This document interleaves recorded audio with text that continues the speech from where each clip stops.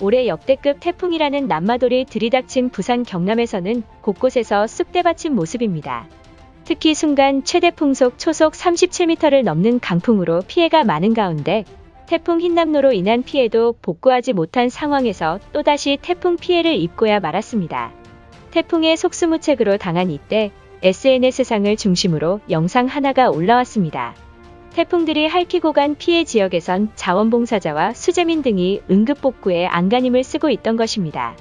이들은 지난번 태풍 흰남노가 강타했을 당시에도 한가위 연휴도 잊은 채 구슬땀을 흘렸고 누적 5만 5천 명의 인력이 태풍 피해 복구 현장에 동원됐습니다.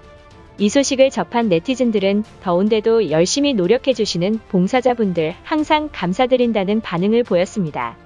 해외 매체들도 자연재해의 한국인들은 서로 협력해서 위기를 모면한다라며 박수를 쳤습니다. 현재 슈퍼태풍 남마돌이 들이닥친 일본에서는 전국적으로 시간당 1000mm의 폭우가 쏟아졌고 일본 오키나와는 농수산업 피해액 5,651만 엔에 달합니다.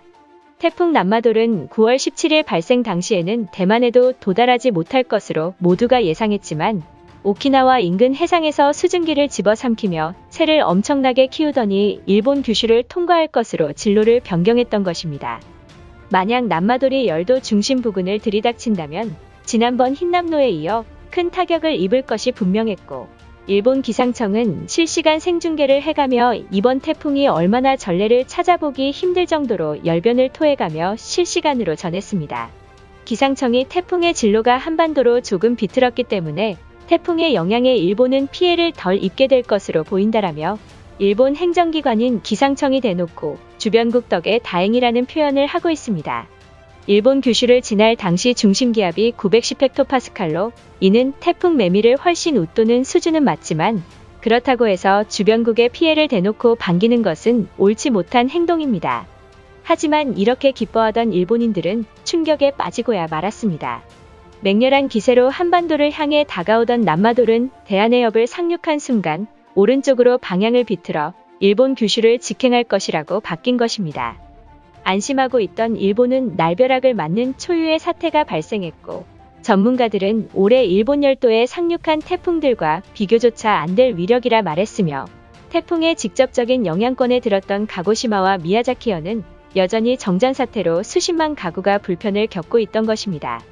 기상청을 믿고 있었는데 날벼락을 맞았다며 분노가 극에 달했던 것입니다. 이러한 가운데 일본의 기상청은 정말 충격적인 모습을 보여주고 있습니다. 실시간으로 북상하는 태풍 상황을 모니터를 통해 공개했는데 모니터에는 A4 용지가 등장했습니다. 문제는 해당 자료를 프린트해서 카메라로 클로즈업하며 설명을 이어갔던 것입니다. 일본의 행정기관인 기상청이 종이로 일일이 용지를 넘기는 어처구니 없는 모습을 보였습니다. 21세기 아날로그식 재난방송은 전 세계로 빠르게 퍼져나갔습니다. 해당 장면을 본 네티즌들은 모니터로 뭘 주물럭거리나 했는데 종이였다. 태풍이 북상하는 중요한 시점에서 종이로 설명하는 건 처음 본다라며 일본은 역시 골판지와 아날로그 감성이 대단하다고 반응했고 종이를 일일이 프린트하는 것보다 컴퓨터로 설명하는 게 훨씬 빠른 것이다 등의 반응을 보였습니다. 그러나 일본 기상청의 문제점을 다룬 것은 이번이 처음이 아닙니다.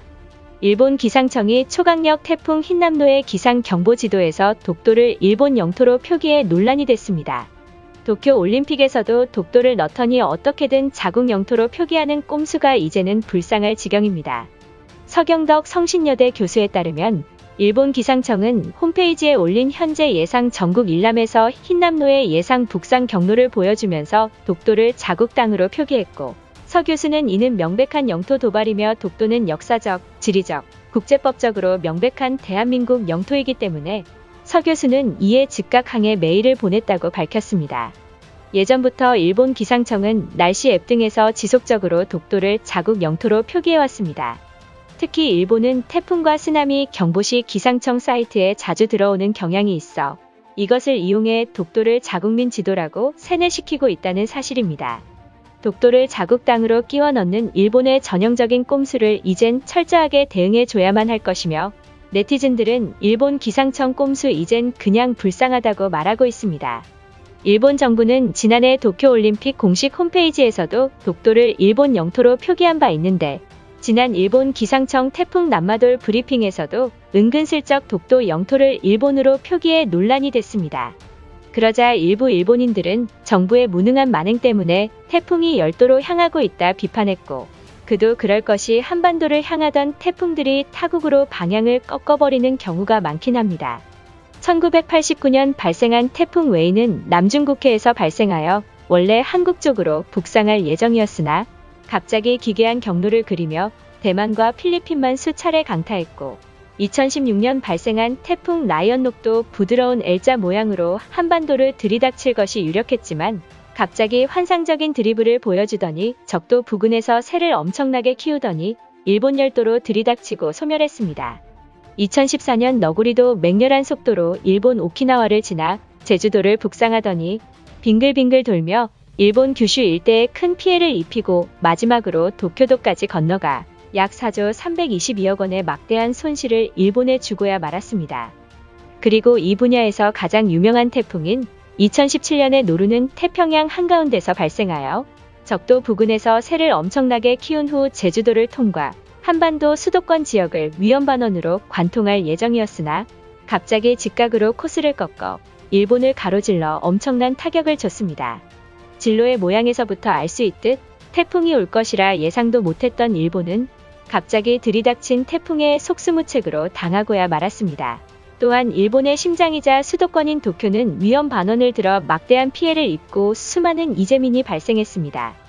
이쯤 되면 한국이 무서워서 태풍이 일본 열도로 향하는 게 아닌가 하는 의구심이 들 정도입니다.